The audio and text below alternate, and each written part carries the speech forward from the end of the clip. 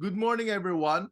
Our God is not the God of the unlikely. He is the God of the impossible. Let's say if I'm a student and I'm praying for 1,000 pesos and my parents send me 1,000 pesos almost on the same day that I prayed, that will be unlikely.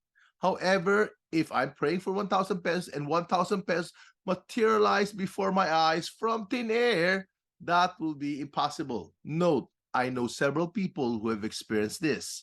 Let me first be clear. We should celebrate every kind of blessing, whether God touched someone to give us money or whether money flew down from the air, whether we receive healing from medicine or whether we receive healing instantly by the laying on of hands. We should not be choosy on how God answers our prayer, but we should have a mindset of heaven that God still moves in the impossible.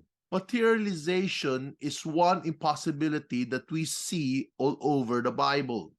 For example, Aaron's staff became a serpent. I imagine that God translated his staff into the forest and took a snake and translated into the palace. So it would appear that Aaron's rod became a serpent.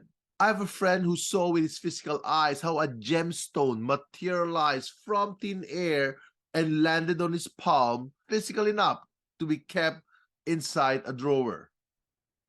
The Bible talks about the oil that never dries out. The Bible talks about the multiplication of fishes and bread. These are examples of materialization.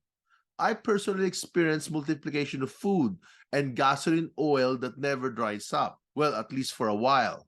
There was a time that I used my car more than 5 hours per day, yet I fill up the gas only once every week or once every 2 weeks. Years ago, I know of a person who blessed our ministry using her cooking gas allowance. Every month, she said, since she had sown to our ministry, her gas never dry out. Instead of buying a new gasoline tank, she would use that money and sow into the ministry. One gas tank lasted her about 2 years.